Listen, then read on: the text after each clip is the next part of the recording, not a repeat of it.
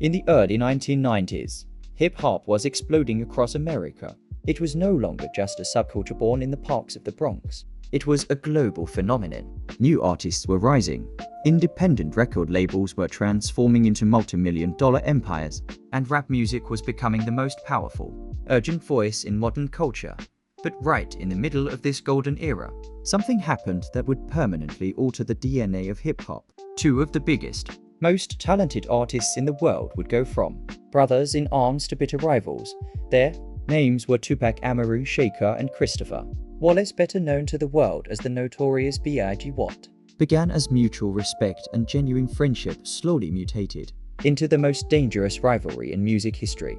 It was a feud that forced a nation to pick a coast, divided fans, and ultimately ended in unimaginable tragedy. But to understand how everything fell apart so spectacularly, you have to go back to the beginning, before the fame, before the platinum plaques, and before the paranoia took hold. In the early 90s, Tupac Shakur was already a supernova. Born to a Black Panther mother, Tupac's upbringing was steeped in revolutionary politics, poetry, and a deep awareness of systemic injustice.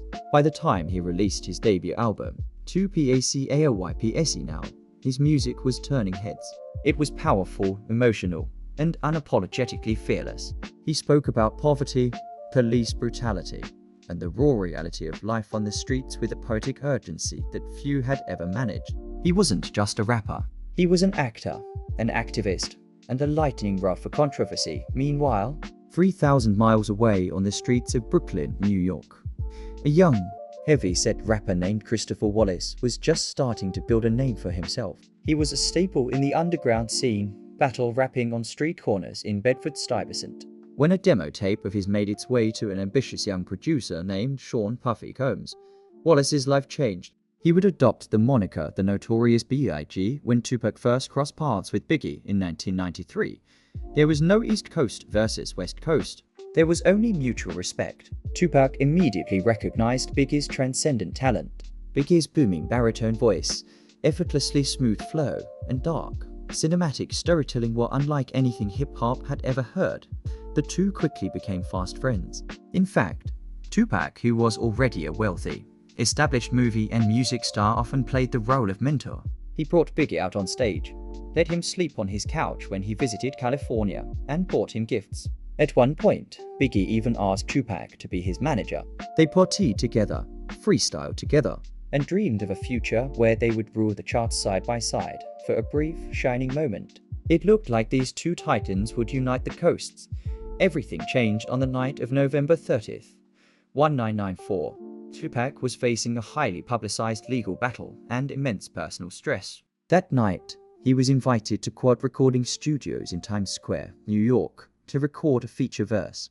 As he and his entourage walked into the lobby of the building, they were intercepted by three armed men wearing army fatigues. It was an ambush. Shots rang out in the confined space of the lobby. Tupac was beaten, robbed of his jewelry, and shot 5 times, including twice in the head. Miraculously, he survived. Bleeding heavily, Tupac managed to take the elevator up to the studio. When the doors opened, he looked out and saw a room full of familiar faces: Biggie Smalls, Sean Puffy Combs, and several members of the Bad Boy Records crew. While recovering in the hospital, and shortly after, while sitting in a prison cell following a conviction in his legal case, Tupac's mind raced. He began to believe that the robbery wasn't random. He became convinced that the people upstairs, the people he considered his friends, knew about the ambush before it happened. Biggie and Puffy vehemently denied having anything to do with it. But in the cutthroat world of the music industry, perception is reality. Whether Tupac's suspicion was fact or paranoia fueled by trauma, the damage was done. The brotherly trust between the two rappers was incinerated. From that moment forward, a Cold War began. As the personal relationship between Tupac and Biggie deteriorated, the landscape of hip-hop was shifting beneath them. Two powerful, intensely competitive record labels were rising to absolute dominance on the West Coast. There was Death Row Records, founded by the brilliant but deeply intimidating executive Suge Knight on the East Coast. There was Bad Boy Records, driven by the commercial genius of Sean Diddy Combs. In 1995, while Tupac was serving time in a maximum security prison, Biggie released a B-side track titled Who Shot Ya?, Bad Boy claimed the song was recorded long before Tupac was shot and had nothing to do with him. But to Tupac, sitting behind bars, listening to his former friend rap about a violent ambush felt like a direct taunt. It felt like a confession into Suge Knight. Recognizing an opportunity, Suge visited Tupac in prison and offered him a deal. Death Row would pay the $1.4 million required to bail Tupac out, provided he signed to the label. Tupac agreed. When Tupac touched down in California, he was a changed man. He was angry, paranoid, and out for blood. The personal disagreement between two artists was weaponized by the executives behind them. The media poured gasoline on the fire, branding it the East Coast versus West Coast rivalry. Fans were forced to choose sides. On the West Coast, artists like Tupac, Snoop Dogg, and Dr. D.I. offered the aggressive, rebellious, and raw energy of Death Row. On the East Coast, Biggie, Puff Daddy, and a roster of lyrical heavyweights dominated the radio with polished production, mafioso themes, and undeniable swagger. Interviews became hostile. Award shows turned into battlegrounds. And then, the music became a weapon. In June 1996, Tupac released Hit 'Em Up. To this day, it is considered one of the most vicious, venomous diss tracks ever recorded. Over a funky, infectious bassline, Tupac didn't just insult Biggie's rapping, he mocked his weight, claimed to have slept with his wife, and threatened the lives of everyone associated with Bad Boy Records. The line was drawn in the sand. The friendship wasn't just over, it was war. As 1996 wore on, the tension in the hip-hop world was suffocating. Fans argued endlessly in barbershops and school hallways. Magazines printed inflammatory headlines. But behind the scenes, industry veterans were terrified. The posturing had gone too far. It wasn't just about rap anymore. Street gangs and dangerous elements had become deeply entangled in the music business. And then, the music stopped on the night of September 7, 1996. Tupac attended a Mike Tyson boxing match at the MGM Grand in Las Vegas. After a violent scuffle in the casino lobby involving a rival gang member, Tupac left the arena in a BMW driven by Suge Knight while stopped at a red light on Flamingo Road. A white Cadillac pulled up beside them. The window rolled down. A flurry of gunshots shattered the desert night.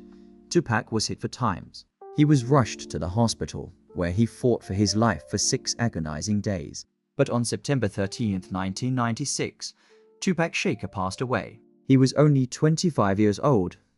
The world was stunned. The loudest, most passionate voice in hip-hop had been silenced. Many hoped the tragedy would be a wake-up call that the feud would end. Instead, just 6 months later, the nightmare repeated itself. In March of 1997, the notorious B.I.G. traveled to Los Angeles to film a music video and promote his eerily titled sophomore album. Life after death, he was in enemy territory, and the tension was palpable. After attending a crowded music industry party at the Peterson Automotive Museum, Biggie left in a highly visible motorcade. As his SUV sat at a red light in a chilling echo of Tupac's murder, a dark-colored Impala pulled alongside him. The driver drew a 9mm pistol and fired into the vehicle. Biggie was struck 4 times and died shortly after arriving at Cedars-Sinai Hospital.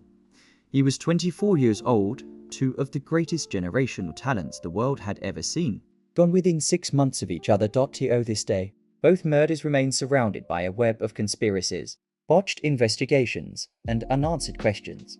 But the physical truth of who pulled the triggers is almost eclipsed by the cultural devastation of their loss. Tupac and Biggie changed the vocabulary of rap. Tupac gave the genre its emotional core, showing that a rapper could be a thug, a poet, and a revolutionary all at once. Biggie elevated the art of rhyme to unprecedented heights, proving that complex, cinematic storytelling could also dominate global pop charts. Decades later, their music continues to be streamed billions of times. New generations study their cadences. Documentaries and films endlessly dissect their brief lives. For many, they are the defining pillars of the golden era, a time when hip-hop was finding its true global power. But their story is also a profound American tragedy. It is a cautionary tale of how fame, paranoia, media manipulation, and pride can take a genuine brotherhood and twist it into a fatal rivalry. In the history of hip-hop, there has never been another collision of titans quite like Tupac versus Biggie. And if we are lucky, there never will be again.